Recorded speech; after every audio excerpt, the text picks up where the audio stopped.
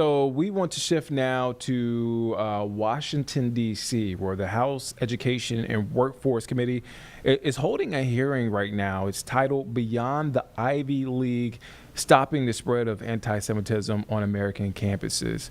So we want to give that to you now. Oh, push it up. Push the wrong. I pushed you up on camera. I'm sorry. Here you go. This is a live look at that hearing that's taking place right now.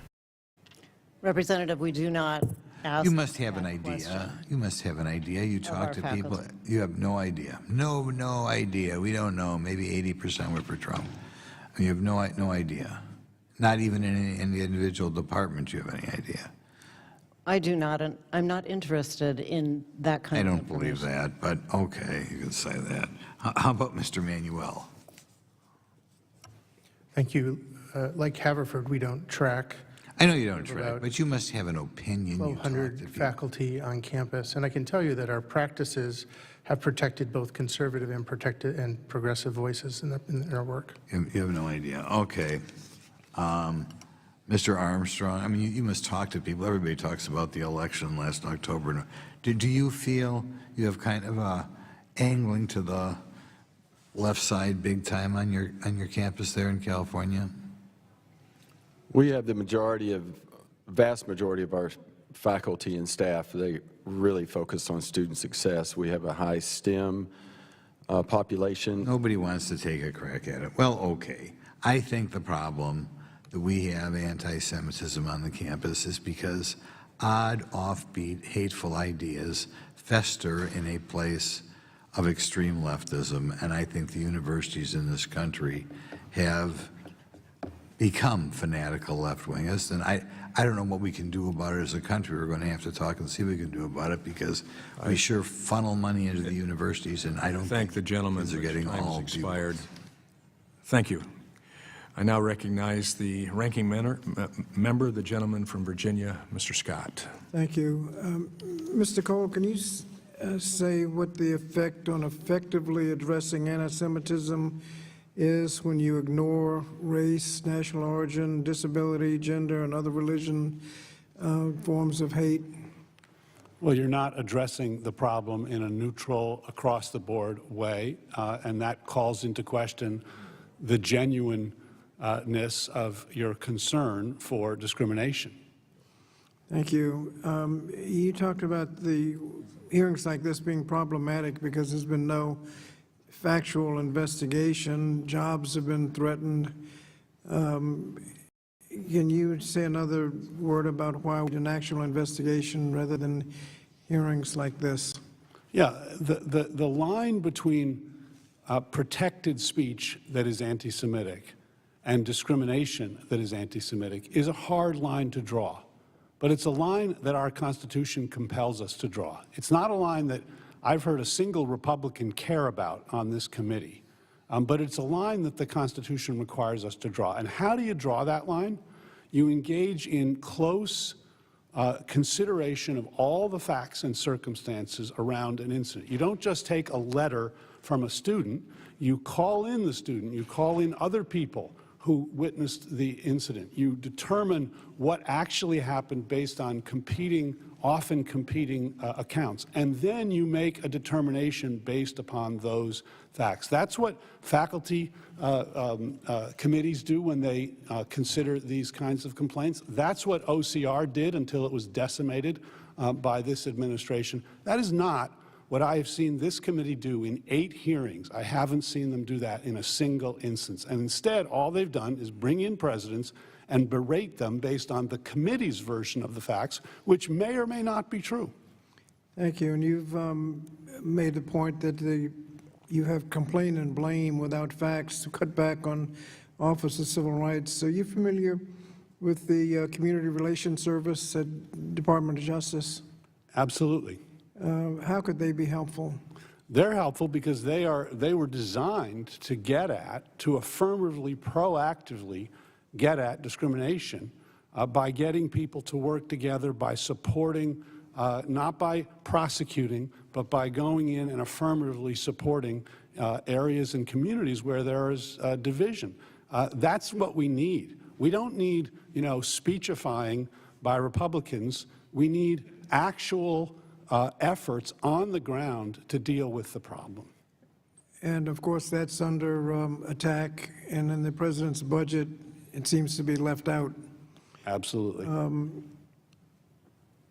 I would ask the presidents, the first question that was posed to you was something along the lines of, insofar as each of your campuses are hotbeds of anti-Semitism, can you give us some statistics? I forget what the rest of the question was.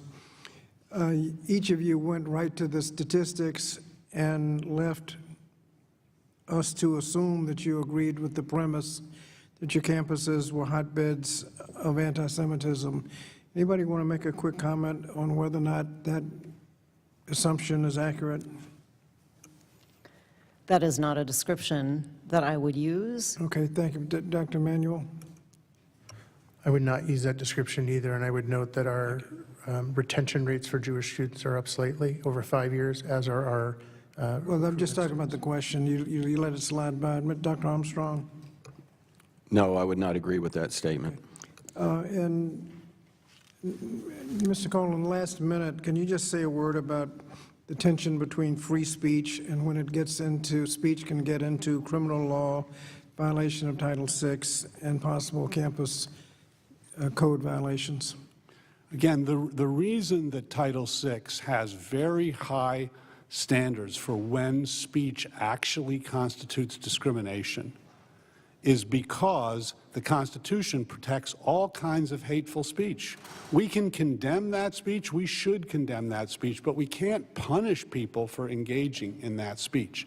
That's why Title VI says it's not discrimination to say something criticizing Israel at a protest. It is discrimination if you target a particular individual because of his Jewish identity for individually targeted harassment. And it's a violation of Title VI if the university is deliberately indifferent to that, meaning they ignore the problem. I haven't heard any evidence. And what is a hostile environment? Hostile environment is only where the speech is so severe, pervasive, and objectively offensive that it denies equal access to education, a standard that is extraordinarily high, has rarely been met in any case in this country.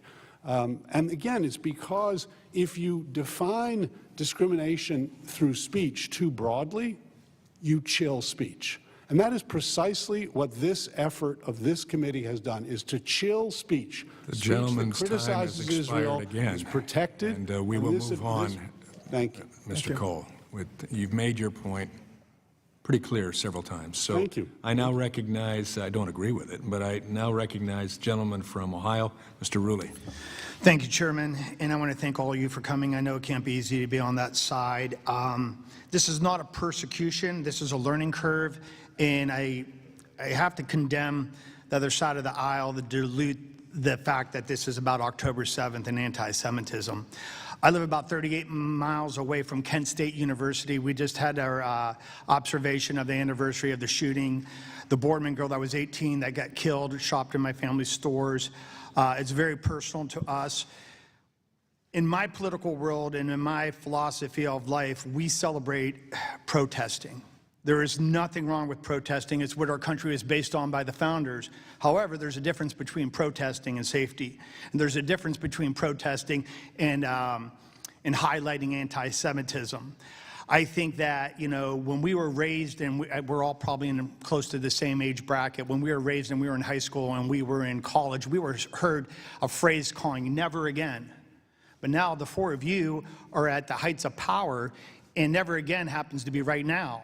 And we all saw the videos on TV, on YouTube. They're there right now. I can pull them up on my phone. And Harvard Square, when I went to school at Emerson, so I was in Boston. I know Harvard Square really well, where literally Jewish kids were afraid to go to school, that were pushed on the ground, and they were harassed.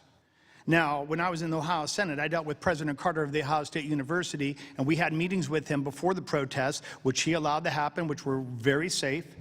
Nobody was threatened. The campus was cleaned up, and I think the Palestinian protesters did a great job of their protesting. However, a lot of these universities throughout this country have not performed like that. So my focus goes to Dr. Manuel, and like I said, this is more of a learning curve. I don't want you to feel that we're here to persecute you, but I do want to do better.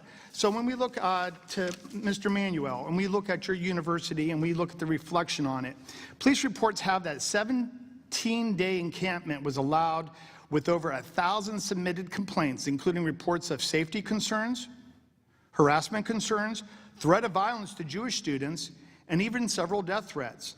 Individuals allegedly threatened to slit the throats of Jewish students supporting Israel. Allowed faculty members, if I'm saying her name right, Leila Farah, who supported the release of a terrorist that killed people in Jerusalem, and to serve as an advisory to SJB. Did not clear the encampments till 5 days after negotiations with the leaders broke down. Having said all that, what would you do different, and from the heart, how can we do better? Because I think, hey, listen, we all have concerns for everyone that goes to your school, both, if they're pro-Palestine, or if they're pro-Jewish. But how do we do better? How do we make Jewish kids feel safe to go to your school in the future?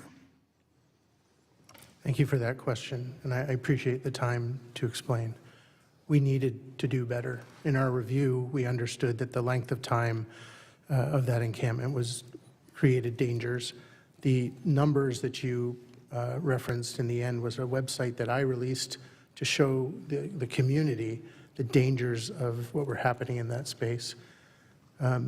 We worked with, after the fact, we worked with the Jewish United Fund, with the Chicago's Metro Hillel, and with many of our own Jewish faculty, staff, and students to understand how we could be better at creating a culture of compliance.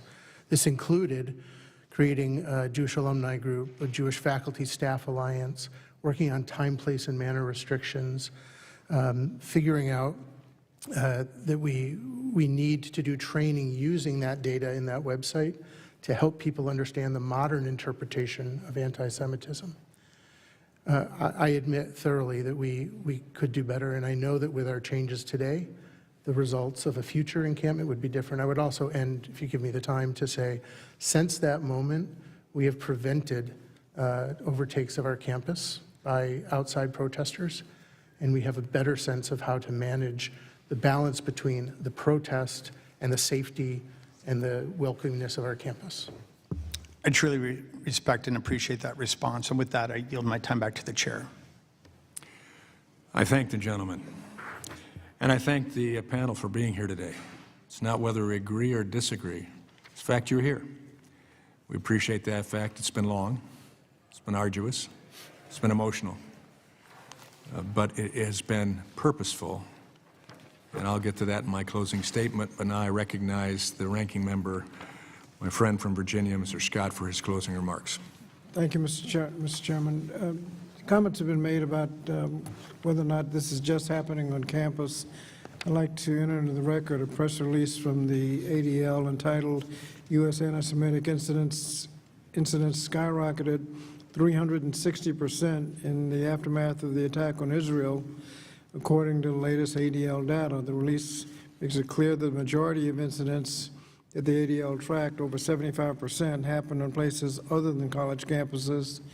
And also, I'd like to enter into the record an NBC News article, quote, January 6th rioter in, quote, Camp Auschwitz, unquote, hoodie, sentenced to 75 days in prison. Without objection, the articles be Thank you, Mr. Chairman. Thank you, Mr. Chairman, and thank our witnesses for being here today. Today marks the 8th time the committee has held a hearing on anti-Semitism since October 7th, yet in all that time there's been no concrete action to actually protect any students from discrimination. Despite my multiple requests in that time, we've held no hearings on other forms of hate and discrimination, such as racism, Islamophobia, sexism in violation of Title IX, homophobia, or challenges of students with disabilities, all of which also pose major problems for students. So here we are again, complaining about the problem without offering real solutions, all the while The administration ignores due process and takes a chainsaw to the Office of Civil Rights, the very office responsible. You're watching Live Impact News on WCNC Plus. I'm Nick Sturtevant. We want to shift away from that House hearing on anti-Semitism on college campuses